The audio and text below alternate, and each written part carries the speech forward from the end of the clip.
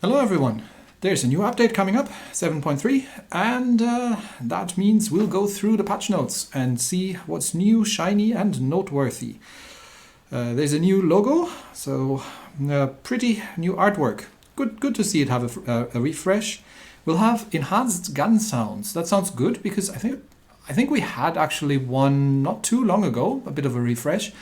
And I really enjoy improved audio because if you want to feel an 18-inch gun, you don't just want to hear it make the same sound like 100mm. We're going to have an improved map rotation system, so hopefully fewer occurrences of encounter in high tiers. At least that would make me quite happy. And we're going to get a Philippine port. That's going to be fun, so we're looking into that, what it looks like, and it's probably Manila Bay, if we're going to be honest, but we'll see what it looks like. More choice boxes. Choice boxes are the rewards where you get to choose between several. So you get the reward, but it's not necessarily fixed to one, but you get to choose between 3 different ones, depending on what you personally want and prefer. So that's good. And new Techline edition. So this is where last time I think most of us were speculating that it's going to be super ships, but no, it's going to be Japanese battle cruisers. I have not looked into these. They're obviously ahistorical, but we are getting tier 8, 9 and 10, and at least the tier 10 one.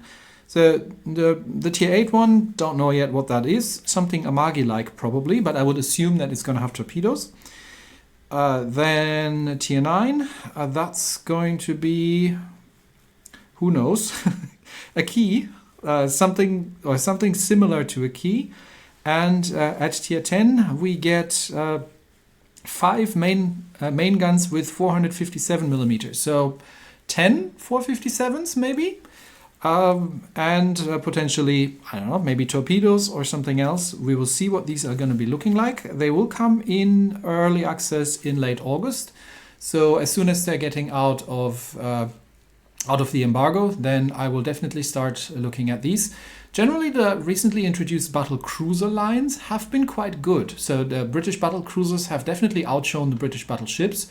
And the German battle cruisers are a good addition to the German battleships and sufficiently different that they're fun by themselves. So given the Japanese battleships are a little bit of a mixed bag through the tiers, with the Amagi sort of almost being pretty decent, the Izumo being everybody's favorite punching bag, and then the Yamato being, well, very old, but still a pretty decent tier 10.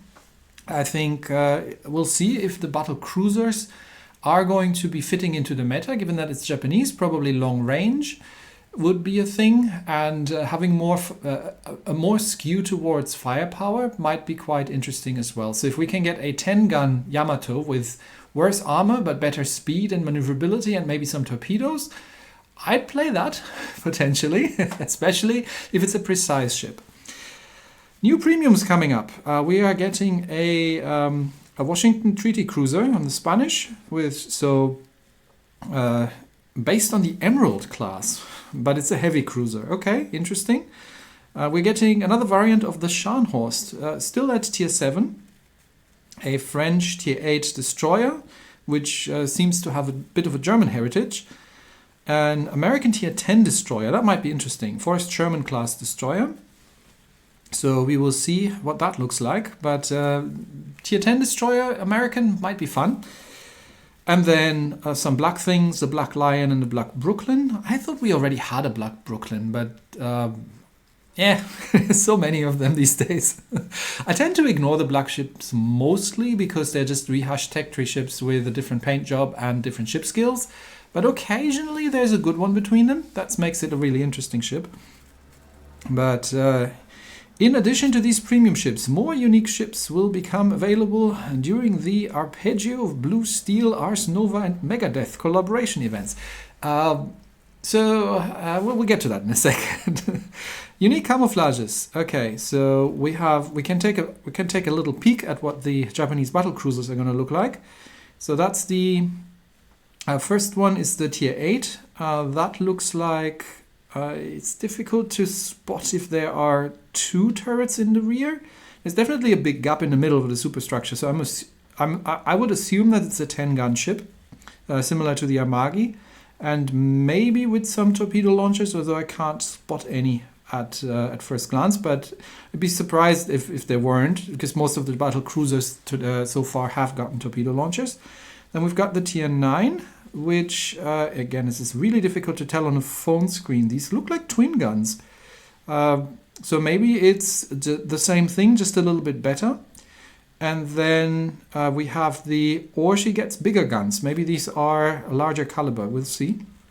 But then we have the Tier 10, which has, yes, as suspected, twin guns. So we're talking about 10 457 mils, which is an odd caliber because the Japanese had the 460 or 18.1-inch guns, which makes a difference on Legends or PC because of the overmatch mechanics, not so much on Blitz. So we will see. Slightly smaller caliber than what Yamato has, but we will see how that ends up in the end. And yeah, that's a Scharnhorst, and the rest is not all that interesting. And we will see. Oh, there's the Spanish cruiser. Okay, so that thing's definitely has torpedo launchers. You can see them there on the side, but that one's got the guns in the rear. So it's a kiting cruiser because it's got 1 turret forward, 2 turrets rearward. So Nürnberg-like setup, or Rhone, which means it's probably more of a kiting cruiser. We'll see if she gets usable high explosive shells, or if it's an AP only. And we have the Edson here. I spot 1 turret, 3 turrets, I think. So if these are, I'm not sure if these are twin turrets. Again, on a phone screen, it's really difficult to see. But we'll see. We'll see what she turns out to be. And that's just the Kaga and a couple of things in different dresses. New commanders. The ARP command. I actually know the Arpeggio of Blue Steel Ars Nova thing. At least the anime. I've actually watched that. I'm not yet sure how much I'm going to get into the event whole thing, because I generally am not a massive fan of the crossovers. But new epic commanders, Kirishima and Yamato. We'll talk about the anime in a second. I have no idea what Wowonyang is, but it sounds Chinese, so it's probably something that I might need to look up. And Dave Mustaine, obviously, of Megadeth fame. Then we've got legendary commanders, Chihaya Gunso, who's the male protagonist, and Iona, who is the female protagonist / the submarine. And then a couple of cosmetics, many portraits, many portraits. Something that looks distinctly Oktoberfestish. I don't ask me how I can tell. It may have something to do with the garb, but I might be completely off there. and a couple of somewhat more French-looking ones, and then just a wild mix. And here we go. That's the Arpeggio of Blue Steel Ars Nova thing. So we've got all the characters here, except for Haruna, I think, if I'm seeing that correctly. Yeah, Haruna isn't here. Mild disappointment. And there we've got Megadeth going on. So more cosmetics, frames and things. More titles. Okay. Okay. I am most definitely going to attempt to get the Pretzelmeister, the master of the pretzel. Although it should have been Brezelmeister, honestly, with a B. But maybe we can still get that fixed. If you're doing it in German, do it properly. New collection book pages. Most of this is going to be just cosmetics by the looks of it. Yeah, more cosmetics. So titles, portraits, and frames. The daily login rewards has been updated. We are in August going to get the Campbelltown, a British Tier 3 premium destroyer. I actually have that ship. I bought that for money when it came out. I think I paid about 25 Australian dollars or something for it. That was way back. is actually a pretty good ship because it's a tier 3, it gets smokes, it gets single fire torps.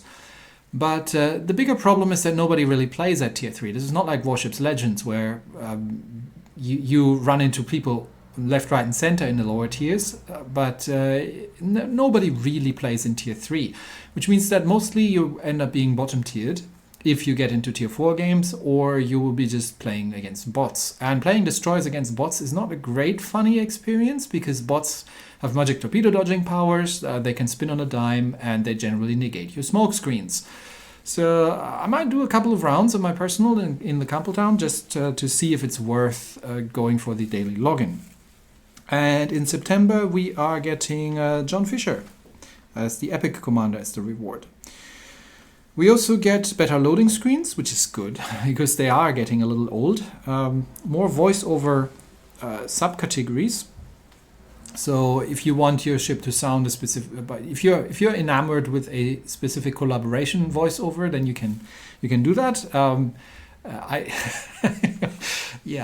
I going to put the anime voices in there? But we will see. We will see if I can convince myself to contribute to that. And the aircraft detection range thing is configurable. I'm assuming that's the one for carrier players. So I have heard that I think some of the carrier players out there have not been too happy with having been forced to now see the detection range on their strike wings. So this apparently can now be switched off. And this one is interesting. The Italian ships bot damage nerf.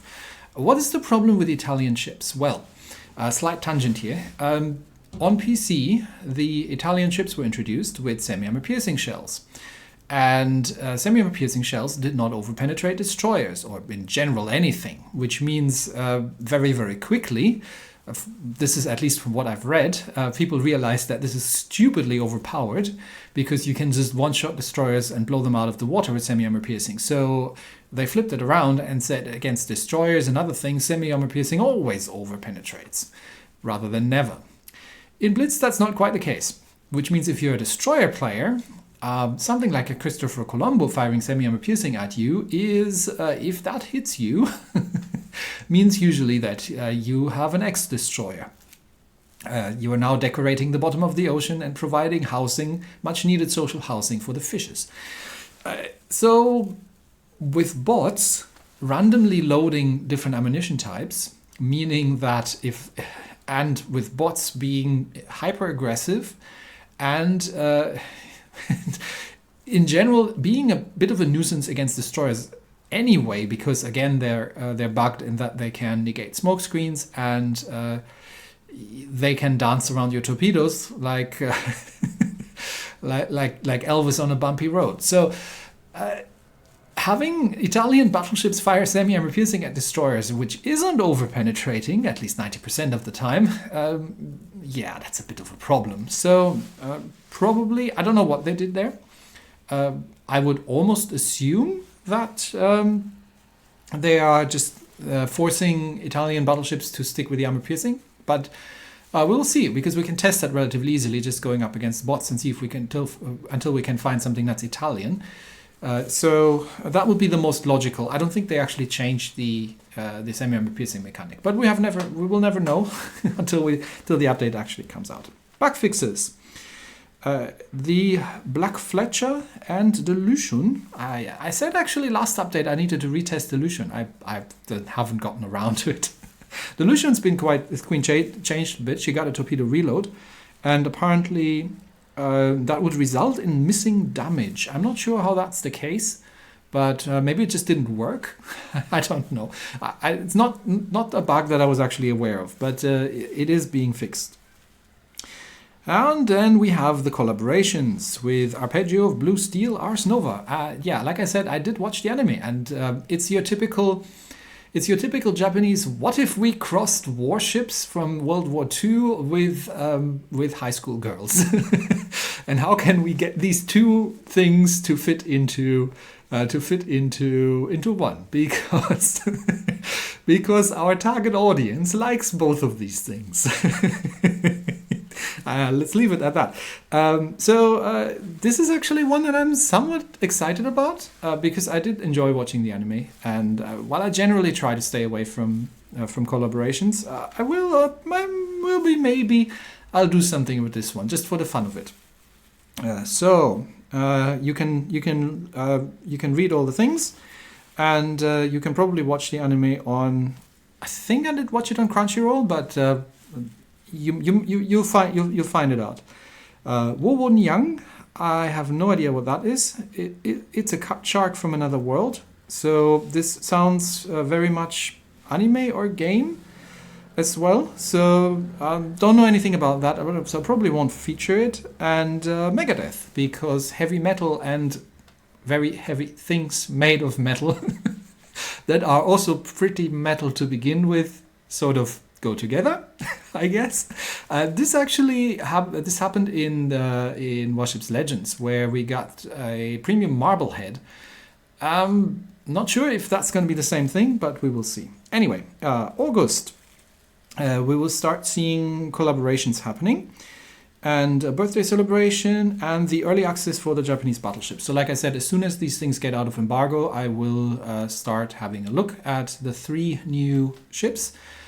It didn't say that this was a partial release, so maybe that is just a partial line with tier 8, 9, and 10.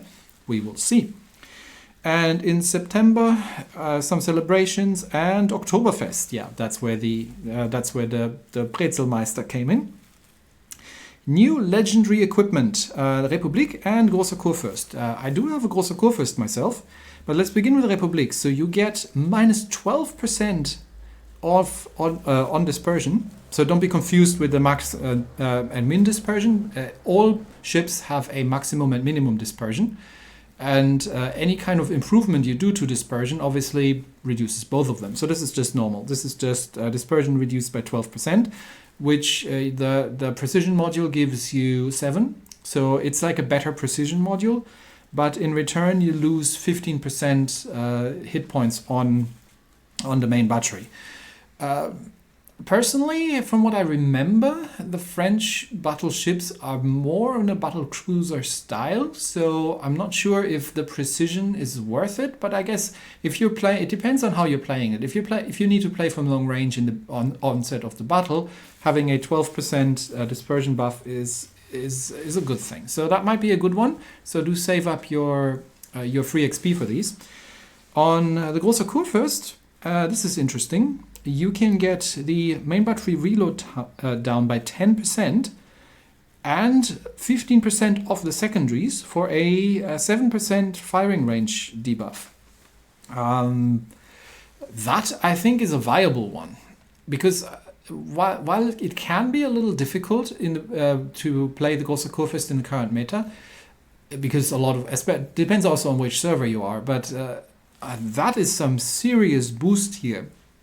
So because you're going to be secondary spec, so you're going to get almost 2 seconds off your main battery reload, and these are very good main batteries. So for a 7% range nerf, I'll take that. So I think that would be one that I'd definitely be interested in. But I will be testing both of them, and we will see if they're worth it or not. Ship balancing. The Carnot, and I cannot remember what that thing was. Was that one of the super cruisers? French super cruiser things? Maybe. We get secondary guns on that thing, apparently. Did it not have secondaries previously? I'm not sure. I might have to check. The Dalian apparently had secondaries, or has secondary upgrades. Dalian is the one with the hideous dolphin camo. I have not touched this ship since it came out. I can absolutely not remember what it was capable of. So just take it as that. So it's now got torpedoes. The Smolensk definitely did not have secondaries, right? That is okay. Well, maybe it did. The Eagle. I have never even tested that thing, so I don't know what it can do. But it now does. It looks like it got armor-piercing bombs because it no longer sets any fires, but it has a chance of doing critical damage. And the Italian cruisers have been buffed across the boards from tier 7 upwards. And not just the tech tree ones, but by the looks of it, they've included the premiums as well.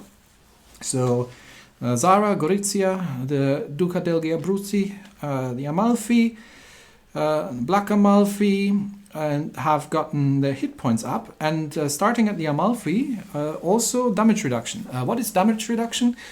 Damage reduction is a percentage factor that gets reduced from the alpha damage. So if your shell was going to do 1,000 points of alpha damage, so literally the damage on a full penetration, then it would reduce previously 9% from that damage, and now it'll reduce 10.5% from that damage, which is the actual damage that you're taking. So a slight reduction in shell damage and a hit point buff all the way up to the Venezia and the Napoli. The French destroyers have gotten some love as well, starting all the way up to at tier 2. So what we're seeing here is high explosive damage increase and turret traverse increase. And that is a good thing, I think.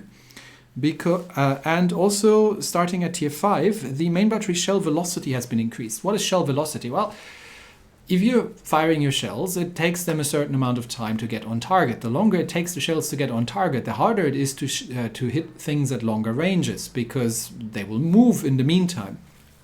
So I'm not sure how that necessarily improves the dogfighting ability, because dogfighting generally means that you're shooting at things from close range. But for me, this would probably even be useful more for what the French destroyers are meant to be, because they're scout cruisers and they're meant to engage at 10 kilometers and set fires and these sort of things. So this effectively makes the guns more easy to hit with, depending on how much they've actually increased it. So that's something we'll need to check out.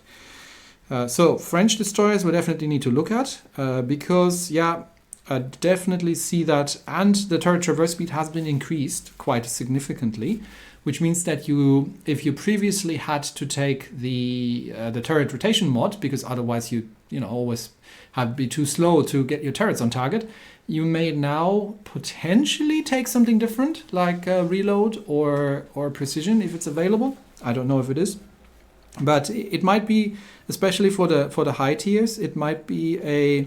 I mean, 18 degrees per second is still not great, but it's workable, and it might be an option now to switch the loadout. So definitely something to retest. The Soviet battleships also get citadel protection. Citadel protection is a factor that we don't understand, so we don't know exactly how it works. If it is a saving throw, as in if you were to get a citadel, there's a chance that you're not. More likely, it's going to be just a reduction factor. So your citadel chance gets your chance of every shell, if it makes a full penetration and central hitbox, has a chance to score a citadel. That chance is built in and fixed. The citadel protection on the other side is presumably a factor that gets offset against that chance. So if you have a 20% chance of scoring a citadel, and then you have to reduce that by the citadel protection on the other side, which gives you a lower chance of actually scoring a citadel. So for the Soviet battleships from mid-tier onwards, we're getting citadel protection increased, so a lower chance of actually scoring citadels against these things, and fire and flooding resistance increased. Fire and flooding resistance is useful to both prevent you from being on fire and flooded, to a degree, because if you are getting HE spammed by rapid firing guns, it really doesn't make a massive difference. The bigger impact is that it reduces the amount of damage that you're taking from fire and floods. So Soviet battleships are now a tick harder to citadel, and they take reduced damage from fires and floods, which is good. Because I wasn't personally particularly happy about the Soviet battleships, so this is again something that probably warrants some retesting. Soviet aircraft carriers are now have some increased survivability. The Soviet aircraft carriers, from what I remember, were basically having throwaway planes. So you did. It's a little mean, but you did the sort of human wave thing where you just sent the planes out, and if they died, then you had a reduced time to get the new wings up and send them out next. But they got a bit more hit points here, but they pay for it with increased preparation time, and in return they also get increased damage. So that goes a bit both ways. So they're not as easy to kill, but in return it takes a little bit longer to recreate, to replenish shot down planes, which probably balances that out, and then on top they get a bit of a damage increase. And that goes all the way up to tier 10. I will not be looking at that because I'm not too keen on carriers. And it's not big enough of a change to warrant me looking at carriers. Main battery accuracy has been improved on the American hybrids. So Nebraska, Delaware, Louisiana, and the premium Kearsarge, which is good. I've seen so many people just pushing aggressively in these things, completely not understanding that these are basically floating citadels. The hangar is so massive and such a bullet sponge that they are very, very easy to kill. So mostly you should be playing them from range until the end, final stages of the battle. But I've seen too many people pushing aggressively. I don't think that's going to change. But for those of you who understand how to actually play these things, you now have a bit more capability to play from range, which is nice. What's next? Improving the download process. Yeah, so that was a big one on the last update, that a lot of people got stuck. And I've heard stories that people were told, just buy a different phone, which I completely disagree with. So it's good that they've picked that up, and hopefully will be improving and not lock out people from the game, especially people who have done things like purchases on Premium Blitz Pass or just premium time in general, and then being locked out from the game. I think is a really bad experience. So it's good that they picked that up, and we'll see. We will have to see. It hasn't affected me yet. I've installed it on multiple devices, but so far I haven't had any problems with it. But we'll see if the amount of trouble after this update is reduced when it comes to doing that. Exciting collaborations ahead and more collaborations. So that seems to be the new direction that we're taking, rather than because we're running a little short on historical ships, really, I'd say. So it does make sense to me as a direction to just pull in some more collaborations and bring more exciting stuff that way. I'm saying that with slight hesitation, because I am not a huge fan of the thing, because I'm more of a historical player in general. But I also have to see the reality that this is not a historical simulation. This is a mobile game, and people need to be having fun and need to be having attractive options to them. So, you will get more things. So instead of probably getting the Austro-Hungarian Navy next, or I don't know, the Navy of Tanutuva, we could definitely do more with South American ships. And there are probably a couple more things we could do with smaller navies, but at some point, we'll be running out. So if you don't want to see if you don't want to see the mighty the mighty Faroe Island Navy that participated in major battles in World War II, then Faroe Islands, I really enjoy your music. So that's going to come, and more user interface enhancements. That'd be nice. I think if it means a graphics boost in general, which I think there are going to be limitations to what the game engine is capable of, but what they can tickle out of it be nice to see. More collections book stuff, and that is it. So in summary, the big ones. We are getting French destroyers getting buffed. The Soviet battleships get buffed. We get 2 new legendary equipments. We got heaps of collaboration stuff coming up, and we get the Japanese battle cruisers coming out. And that's pretty much it for 7.3. So I'll leave a link to. I've been talking long enough now. I'll be leaving a link to the patch notes in the description, and I will see you all next time. Bye-bye.